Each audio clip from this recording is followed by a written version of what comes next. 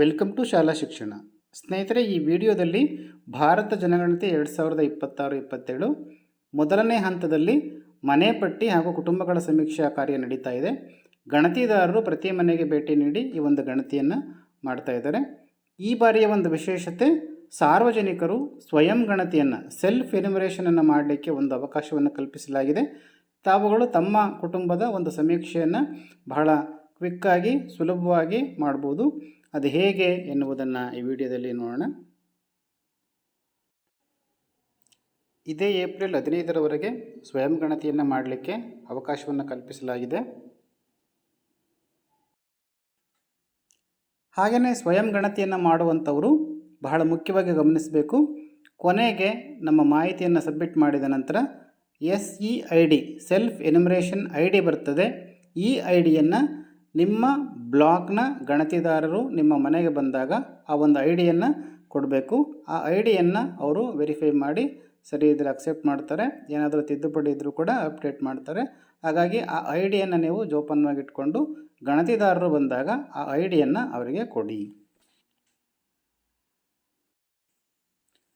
ಸ್ನೇಹಿತರೆ, ಸ್ವಯಂ ಗಣತಿಯನ್ನು ಮಾಡಲಿಕ್ಕೆ ಯಾವುದೇ ರೀತಿಯ ಆ್ಯಪನ್ನು ಡೌನ್ಲೋಡ್ ಮಾಡತಕ್ಕಂಥ ಅಗತ್ಯತೆ ಇರೋದಿಲ್ಲ. ನೀವು ನಿಮ್ಮ ಮೊಬೈಲ್ನಲ್ಲೇ ಮಾಡ್ಬೋದು ಅಥವಾ ಲ್ಯಾಪ್ಟಾಪ್ ಕಂಪ್ಯೂಟರ್ ಇದ್ದರೆ ಅದರ ಮೂಲಕ ಮಾಡ್ಬೋದು. ನೀವು ಜಸ್ಟ್ ಯಾವುದಾದ್ರೂ ಬ್ರೌಸರ್ ಮೂಲಕ ನೀವು SE ಅಂದರೆ ಸೆಲ್ಫ್ ಎನ್ಯುಮರೇಷನ್ ಅಂತೇಳಿ ಟೈಪ್ ಮಾಡಿದ ತಕ್ಷಣವೇ ಈ ಒಂದು ಲಿಂಕ್ ಬರ್ತದೆ, ಸೆಲ್ಫ್ ಎನ್ಯುಮರೇಷನ್ ಅಂತೇಳಿ. ನಾವಿಲ್ಲಿ ನೋಡ್ಬೋದು. ಆ ಒಂದು ಲಿಂಕ್ ಮೇಲೆ ಕ್ಲಿಕ್ ಮಾಡಿದರೆ ಈ ರೀತಿಯ ಒಂದು ಪೇಜ್ಗೆ ನಮ್ಮನ್ನು ಕರ್ಕೊಂಡು ಹೋಗುತ್ತೆ. ಬಹಳ ಯೂಸರ್ ಫ್ರೆಂಡ್ಲಿ ಆಗಿದೆ. ಹಾಗೆಯೇ FAQs ಇದೆ. ಮೊದಲಿಗೆ ಸ್ಟೇಟನ್ನು ನೀವು ಸೆಲೆಕ್ಟ್ ಮಾಡ್ಕೊಳ್ಳಿ. ಇಲ್ಲಿರ್ತಕ್ಕಂಥ ಡ್ರಾಪ್ ಬಟನನ್ನು ಕ್ಲಿಕ್ ಮಾಡಿಕೊಂಡು ಆನಂತರ ಇಲ್ಲಿರ್ತಕ್ಕಂಥ ಕ್ಯಾಪ್ಚಾವನ್ನು ನೀವು ಟೈಪ್ ಮಾಡಿ. ಕ್ಯಾಪ್ಚಾ ಗೊತ್ತಾಗಲಿಲ್ಲ ಅಂದರೆ ಇಲ್ಲಿ ವಾಯ್ಸ್ ಕೂಡ ನಾವು ಕೇಳ್ಬೋದು. ಕ್ಯಾಪ್ಚಾವನ್ನು ಎಂಟ್ರಿ ಮಾಡಿ ವೆರಿಫೈ ಆ್ಯಂಡ್ ಪ್ರೊಸೀಡ್ ಮೇಲೆ ಕ್ಲಿಕ್ ಮಾಡಿ. ನಾವಿಲ್ಲಿ ನೋಡ್ಬೋದು ವೆಲ್ಕಮ್ ಅಂತೇಳಿ ಬರ್ತದೆ. ಹಾಗೆಯೇ ಒಂದು ಇನ್ಸ್ಟ್ರಕ್ಷನ್ಸ್ ಕೂಡ ನೋಡ್ಬೋದು. ಈ ಒಂದು ಸೆಲ್ಫ್ ಎನ್ಯುಮರೇಷನ್ ಮಾಡಿದ ನಂತರ ಬರ್ತಕ್ಕಂಥ ಐಡಿಯನ್ನು ನಿಮ್ಮ ಬ್ಲಾಕ್ನ ಗಣತಿದಾರರಿಗೆ ಕೊಡಿ ಅಂತೇಳಿ ಕೊಡಲಾಗಿದೆ. ಓಕೆ ಮೇಲೆ ಕ್ಲಿಕ್ ಮಾಡಿ. ನೆಕ್ಸ್ಟ್ ನಾವಿಲ್ಲಿ ನೋಡ್ಬೋದು, ಇಲ್ಲಿ ಕುಟುಂಬದ ಮುಖ್ಯಸ್ಥರ ಹೆಸರನ್ನು ಟೈಪ್ ಮಾಡಬೇಕು. ಆನಂತರ ಅವರ ಮೊಬೈಲ್ ನಂಬರ್ನ ಟೈಪ್ ಮಾಡಬೇಕು. ಹಾಗೆಯೇ ಇಮೇಲ್ ಇದೆ, ಆಪ್ಷನಲ್ಲಿದು, ಕಡ್ಡಾಯವಾಗಿ ಟೈಪ್ ಮಾಡಬೇಕು ಅಂತಿಲ್ಲ. ಸ್ನೇಹಿತರೆ, ನಾವಿಲ್ಲಿ ಗಮನಿಸ್ಬೋದು, ಕುಟುಂಬದ ಮುಖ್ಯಸ್ಥರ ಹೆಸರನ್ನು ನಾವು ಟೈಪ್ ಮಾಡುವಾಗ ಎಕ್ಸಾಕ್ಟಾಗಿ ಟೈಪ್ ಮಾಡಬೇಕು, ಅದು ರಿಜಿಸ್ಟರ್ ಆಗ್ತದೆ. ಒಮ್ಮೆ ನಾವು ಇದನ್ನು ಟೈಪ್ ಮಾಡಿದ ನಂತರ ಅದನ್ನು ಕರೆಕ್ಷನ್ ಮಾಡಲಿಕ್ಕೆ, ಚೇಂಜ್ ಮಾಡಲಿಕ್ಕೆ ಅವಕಾಶ ಇರೋದಿಲ್ಲ. ಓಕೆ ಮೇಲೆ ಕ್ಲಿಕ್ ಮಾಡಿ ಕುಟುಂಬದ ಮುಖ್ಯಸ್ಥರ ಹೆಸರನ್ನು ಟೈಪ್ ಮಾಡಿ, ಮೊಬೈಲ್ ನಂಬರ್ನ ಟೈಪ್ ಮಾಡಿ, ಇಮೇಲನ್ನು ಇದ್ದರೆ ನೀವು ಟೈಪ್ ಮಾಡಿ. ಆನಂತರ ವೆರಿಫೈ ಆ್ಯಂಡ್ ಪ್ರೊಸೀಡ್ ಮೇಲೆ ಕ್ಲಿಕ್ ಮಾಡಿ. ನಾವಿಲ್ಲಿ ನೋಡ್ಬೋದು OTP ಸೆಂಟ್ ಯುವರ್ ಮೊಬೈಲ್ ಅಂತೇಳಿ ಬರ್ತದೆ. OTPಯನ್ನು ನಮ್ಮ ಮೊಬೈಲ್ ನಂಬರ್ಗೆ ಕಳಿಸ್ತಾಗಿರ್ತದೆ. ಆ OTPಯನ್ನು ಬಂದಿದೆ. OTPಯನ್ನು ಓಕೆ ಮೇಲೆ ಕ್ಲಿಕ್ ಮಾಡಿ ಆ OTPಯನ್ನು ನೀವು ಎಂಟರ್ ಮಾಡಿ. ನಾವು ಲ್ಯಾಂಗ್ವೇಜನ್ನು ಸೆಲೆಕ್ಟ್ ಮಾಡ್ಕೋಬೇಕು. ಓಕೆ, ನಮಗೆ ಯಾವ ಒಂದು ಲ್ಯಾಂಗ್ವೇಜ್ ನಮಗೆ ಸುಲಭ ಆಗ್ತದೋ ಆ ಒಂದು ಲ್ಯಾಂಗ್ವೇಜನ್ನು ನೀವು ಸೆಲೆಕ್ಟ್ ಮಾಡ್ಕೊಳ್ಳಿ. ಲ್ಯಾಂಗ್ವೇಜನ್ನು ಕ್ಲಿಕ್ ಮಾಡಿಕೊಂಡು ಎಲ್ಲ ಭಾಷೆಗಳು ಕೂಡ ಇದೆ. ಇದರಲ್ಲಿ ನಿಮಗೆ ಯಾವ ಒಂದು ಭಾಷೆ ಯೂಸ್ ಆಗ್ತದೋ ಅದನ್ನು ಕ್ಲಿಕ್ ಮಾಡ್ಕೊಳ್ಳಿ. ನಾನು ಉದಾಹರಣೆಗೆ ಕನ್ನಡವನ್ನು ಸೆಲೆಕ್ಟ್ ಮಾಡ್ಕೊಂಡಿದ್ದೀನಿ. ವೆರಿಫೈ OTP ಮೇಲೆ ಕ್ಲಿಕ್ ಮಾಡಿ. ನಂತರ ನಾವಿಲ್ಲಿ ನೋಡ್ಬೋದು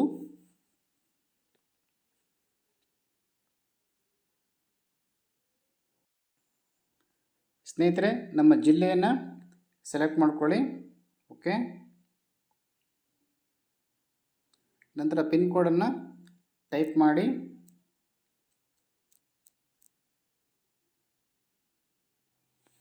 ಆ ನಂತರ ಇಲ್ಲಿ ಮ್ಯಾಪ್ ಇರ್ತದೆ. ಮ್ಯಾಪಲ್ಲಿ ನಮ್ಮ ಒಂದು ಸ್ಥಳವನ್ನು, ಲೊಕೇಶನನ್ನು ಆಯ್ಕೆ ಮಾಡ್ಕೋಬೇಕು. ಇಲ್ಲಿ ಟೈಪ್ ಮಾಡಲಿಕ್ಕೂ ಕೂಡ ಅವಕಾಶ ಇದೆ. ನಮ್ಮ ಲೊಕೇಶನ್ ಟೈಪ್ ಮಾಡಿ ಇಲ್ಲಿ ಸರ್ಚ್ ಕೂಡ ಮಾಡ್ಬೋದು. ನಮ್ಮ ಲೊಕೇಶನನ್ನು ಆಯ್ಕೆ ಮಾಡ್ಕೊಳ್ಳಿ. ಲೊಕೇಶನ್ ಸರ್ಚ್ ಮಾಡಿ. ಓಕೆ, ನಮ್ಮ ಒಂದು ಲೊಕೇಶನಲ್ಲಿ ತೋರಿಸಲಾಗ್ತದೆ. ಓಕೆ, ಇದರಲ್ಲಿ ನಾವು ಡ್ರ್ಯಾಗ್ ಮಾಡಿ ನಮ್ಮ ಒಂದು ಸ್ಥಳವನ್ನು ಆಯ್ಕೆ ಮಾಡ್ಕೋಬೇಕು. ನಂತರ ಸ್ಥಳವನ್ನು ದೃಢೀಕರಿಸಿ ಅಂತಿದೆಯಲ್ಲ, ಇಲ್ಲಿ ಕ್ಲಿಕ್ ಮಾಡಿ ಲೊಕೇಶನನ್ನು ಸರಿಯಾಗಿ ಆಯ್ಕೆ ಮಾಡ್ಕೋಬೇಕು. ಉಳಿಸಿ ಮತ್ತು ಮುಂದೆ ಸಾಗಿ ಅಂತಿದೆಯಲ್ಲ, ಈ ಒಂದು ಆಪ್ಷನನ್ನು ಕ್ಲಿಕ್ ಮಾಡಿ ಇದರಲ್ಲಿ ಪುನಃ ದೃಢೀಕರಿಸಿ ಅಂತೇಳಿ ಕೇಳಲಾಗ್ತದೆ. ಓಕೆ, ಸರಿಯಾಗಿದ್ದಲ್ಲಿ ನೀವು ಹೌದು ಅಂತೇಳಿ ಕ್ಲಿಕ್ ಮಾಡಿ. ನೆಕ್ಸ್ಟ್ ನಾವಿಲ್ಲಿ ನೋಡ್ಬೋದು, ಮೊದಲನೆಯ ಪ್ರಶ್ನೆ, ಜನಗಣತಿ ಮನೆಯ ನೆಲಕ್ಕೆ ಪ್ರಧಾನವಾಗಿ ಯಾವ ಒಂದು ಸಾಮಗ್ರಿಯನ್ನು ಬಳಸಲಾಗಿದೆ ಅಂತೇಳಿ. ನಮ್ಮ ಒಂದು ಮನೆಗೆ ಯಾವುದನ್ನು ಸರಿಯಾಗಿದೆಯೋ ಅದಕ್ಕೆ ಸಂಬಂಧಪಟ್ಟಂತೆ ನೀವು ಎಂಟ್ರಿ ಮಾಡಿ. ಓಕೆ, ಈ ರೀತಿ ಪ್ರತಿಯೊಂದಕ್ಕೂ ಕೂಡ ರೇಡಿಯೋ ಬಟನ್ ಇರ್ತದೆ, ಕ್ಲಿಕ್ ಮಾಡಿಕೊಂಡು ಎಂಟ್ರಿ ಮಾಡ್ತಾ ಹೋಗಿ.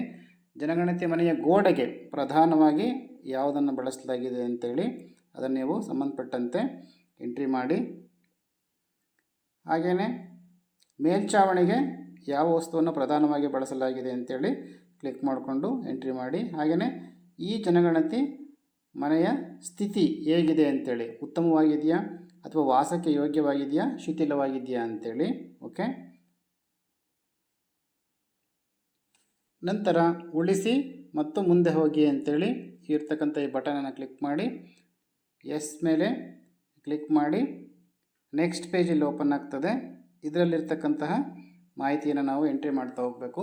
ಈ ಕುಟುಂಬದಲ್ಲಿ ಸಾಮಾನ್ಯವಾಗಿ ವಾಸಿಸುತ್ತಿರುವ ವ್ಯಕ್ತಿಗಳ ಸಂಖ್ಯೆಯನ್ನು ಇಲ್ಲಿ ನೀವು ಎಂಟ್ರಿ ಮಾಡಿ. ಏನಾದರೂ ಡೌಟ್ ಇದರಲ್ಲಿ ಕ್ಲಿಕ್ ಮಾಡಿಕೊಂಡು ನೋಡ್ಬೋದು. ಓಕೆ, ಕುಟುಂಬಕ್ಕೆ ಸಂಬಂಧಿಸಿದ ಮಾಹಿತಿ ಬರ್ತದೆ ಇಲ್ಲಿ. ಕುಟುಂಬದಲ್ಲಿ ವಾಸವಾಗಿರುವ ಒಟ್ಟು ವ್ಯಕ್ತಿಗಳ ಸಂಖ್ಯೆಯನ್ನು ಎಂಟ್ರಿ ಮಾಡಬೇಕು. ಹಾಗೆ ಕುಟುಂಬದ ಮುಖ್ಯಸ್ಥರ ಹೆಸರು ಬಂದಿರ್ತದೆ. ಪ್ರಾದೇಶಿಕ ಭಾಷೆಯಲ್ಲಿ ಕುಟುಂಬದ ಮುಖ್ಯಸ್ಥರ ಹೆಸರನ್ನು ಟೈಪ್ ಮಾಡಿ. ಕುಟುಂಬದ ಮುಖ್ಯಸ್ಥರ ಲಿಂಗವನ್ನು ನೀವು ಎಂಟ್ರಿ ಮಾಡಬೇಕು. ಹಾಗೆಯೇ ಪರಿಶಿಷ್ಟ ಜಾತಿ, ಪರಿಶಿಷ್ಟ ಪಂಗಡ ಅಥವಾ ಇತರೆ ವರ್ಗ ಯಾವ ಗುಂಪಿಗೆ ಸೇರಿದ್ದಾರೆ ಅಂತೇಳಿ ನೀವು ಎಂಟ್ರಿ ಮಾಡಬೇಕು.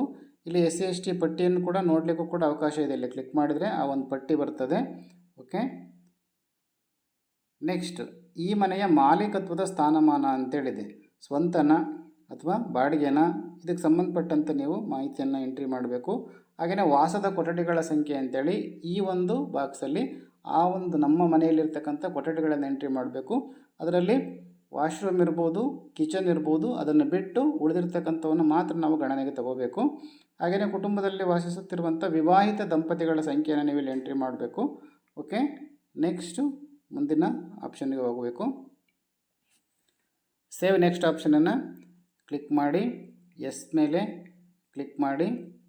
ನೆಕ್ಸ್ಟ್ ಪೇಜ್ ಓಪನ್ ಆಗ್ತದೆ. ಇಲ್ಲಿ ಕುಟುಂಬಕ್ಕೆ ಲಭ್ಯವಿರುವ ಸೌಲಭ್ಯಗಳ ಮಾಹಿತಿಯನ್ನು ಇಲ್ಲಿ ಎಂಟ್ರಿ ಮಾಡಬೇಕು. ಕುಡಿಯುವ ನೀರಿನ ಸೌಲಭ್ಯ, ಹಾಗೆಯೇ ಅದರ ಲಭ್ಯತೆ, ಬೆಳಕಿನ ಪ್ರಧಾನ ಮೂಲ, ಶೌಚಾಲಯದ ಲಭ್ಯತೆ, ಹಾಗೆ ಶೌಚಾಲಯದ ವಿಧ, ಯಾವ ರೀತಿಯ ವಿಧ ಇದೆ ಅಂತೇಳಿ ಸಾಕಷ್ಟು ಆಪ್ಷನ್ಗಳಿದೆ. ತ್ಯಾಜ್ಯ ನೀರನ್ನು ಹೊರ ಸಾಗಿಸಲು ಇರತಕ್ಕಂಥ ಒಂದು ವ್ಯವಸ್ಥೆ, ಹಾಗೆಯೇ ಆವರಣದ ಒಳಗಡೆ ಇದೆಯಾ ಸ್ನಾನಗೃಹ, ಹಾಗೆಯೇ ಅಡುಗೆ ಮನೆಯ ಒಂದು ಅಲ್ಲಿ ಬಳಸ್ತಕ್ಕಂತಹ ಇಂಧನ ಯಾವುದು ಅಂತೇಳಿ, ಹಾಗೆಯೇ ಅಡುಗೆ ಮನೆ ಒಳಭಾಗದಲ್ಲಿದೆಯಾ, ಹಾಗೆಯೇ ಆವರಣದಲ್ಲಿದೆಯಾ, ಪ್ರಮುಖ ಇಂಧನ ಯಾವುದು. ಓಕೆ, ಈ ರೀತಿಯ ಪ್ರಶ್ನೆಗಳಿಗೆ ನೀವು ಎಂಟ್ರಿ ಮಾಡ್ತಾ ಹೋಗಬೇಕು. ನಂತರ ಸೇವ್ ಆ್ಯಂಡ್ ನೆಕ್ಸ್ಟ್ ಆಪ್ಷನನ್ನು ಕ್ಲಿಕ್ ಮಾಡಿ. ಎಸ್ ಮೇಲೆ ಕ್ಲಿಕ್ ಮಾಡಿ. ಇದರಲ್ಲಿ ಕುಟುಂಬವು ಹೊಂದಿರುವ ಸ್ವತ್ತುಗಳು ಅಂತೇಳಿ ರೇಡಿಯೋ ಇದೆಯಾ, ಟೆಲಿವಿಷನ್ ಇದೆಯಾ, ಓಕೆ, ಇಂಟರ್ನೆಟ್ ಸೌಲಭ್ಯ, laptop, computer, telephone, mobile, okay, bicycle ಇದೆಯಾ, ಕಾರ್ ಇದೆಯಾ, ಓಕೆ, ಯಾವ ಆಹಾರವನ್ನು ಪ್ರಧಾನವಾಗಿ ಬಳಸ್ತಾರೆ ಅಂತೇಳಿ ಇಷ್ಟು ಮಾಹಿತಿ ಇರ್ತದೆ. ಹಾಗೆಯೇ ಇಲ್ಲಿ ಮೊಬೈಲ್ ನಂಬರ್ ಕೂಡ ಬಂದಿರ್ತದೆ. ಇದನ್ನು ಎಂಟ್ರಿ ಮಾಡಿ. ನಂತರ ಉಳಿಸಿ ಮುಂದೆ ಹೋಗಿ ಅಂತಿದೆಯಲ್ಲ, ಈ ಒಂದು ಬಟನ್ ಕ್ಲಿಕ್ ಮಾಡಿ. ಎಸ್ ಅಂತೇಳಿ ಕ್ಲಿಕ್ ಮಾಡಿ. ನಾವಿಲ್ಲಿ ನೋಡ್ಬೋದು, ಇದು ಪ್ರಿವ್ಯೂ. ಇದು ನಾವೇನೆಲ್ಲ ಮಾಹಿತಿಯನ್ನು ಎಂಟ್ರಿ ಮಾಡಿದ್ವೋ ಅದರ ಒಂದು ಪ್ರಿವ್ಯೂ ಇದರಲ್ಲಿ ನೋಡ್ಬೋದು. ಇದರಲ್ಲಿ ಏನಾದರೂ ತಪ್ಪಾಗಿದ್ದಲ್ಲಿ ನೀವು ತಿದ್ದುಪಡಿಗಾಗಿ ಹಿಂತಿರುಗಿ ಅಂತಿದೆಯಲ್ಲ, ಈ ಒಂದು ಬಟನ್ ಕ್ಲಿಕ್ ಮಾಡಿಕೊಂಡು ಏನು ತಪ್ಪಾಗಿದೆಯೋ ಅದನ್ನು ನಾವು ಎಡಿಟ್ ಮಾಡಲಿಕ್ಕೆ ಅವಕಾಶ ಇದೆ. ಎಲ್ಲ ಮಾಹಿತಿಯನ್ನು ಎಂಟ್ರಿ ಮಾಡಿದ ಮೇಲೆ ದೃಢೀಕರಿಸಿ ಮತ್ತು ಸಲ್ಲಿಸಿ ಅಂತಿದೆಯಲ್ಲ, ಈ ಒಂದು ಆಪ್ಷನನ್ನು ಕ್ಲಿಕ್ ಮಾಡಿ. ನಾವಿಲ್ಲಿ ನೋಡ್ಬೋದು, ಡ್ರಾಫ್ಟಾಗಿ ಉಳಿಸ್ತೀರಾ ಅಥವಾ ಸಬ್ಮಿಟ್ ಮಾಡ್ತೀರಾ ಅಂತೇಳಿ. ಓಕೆ, ಯಾವುದೇ ಚೇಂಜಸ್ ಮಾಡಲಿಕ್ಕೆ ಅವಕಾಶ ಇಲ್ಲ ಅಂತೇಳಿ ಕೇಳಲಾಗ್ತದೆ. ಎಸ್ ಮೇಲೆ ಕ್ಲಿಕ್ ಮಾಡಿ. ಸಬ್ಮಿಟೆಡ್ ಸಕ್ಸಸ್ಫುಲಿ ಅಂತೇಳಿ ಬರ್ತದೆ. ಹಾಗೆಯೇ SC ID ಕೂಡ ಬರ್ತದೆ. ಹಾಗೆಯೇ ಮೆಸೇಜ್ ಕೂಡ ನಮ್ಮ SEID ಬರ್ತದೆ. ಈ ಒಂದು SEIDಯನ್ನು ನಮ್ಮ ವ್ಯಾಪ್ತಿಯ ಗಣತಿದಾರರು ಬಂದಾಗ ಅವರಿಗೆ ತಪ್ಪದೆ ಕೊಡಬೇಕು. ಅವರು ವೆರಿಫೈ ಮಾಡಿ ಸಬ್ಮಿಟನ್ನು ಕೊಡ್ತಾರೆ, ಆಗ ಅದು ಫೈನಲ್ ಸಬ್ಮಿಟ್ ಆಗ್ತದೆ. ಸ್ನೇಹಿತರೆ, ಇನ್ನೂ ಹೆಚ್ಚಿನ ಮಾಹಿತಿನ ಮುಂದಿನ ವೀಡಿಯೋಗಳಲ್ಲಿ ನೋಡೋಣ. Thank you.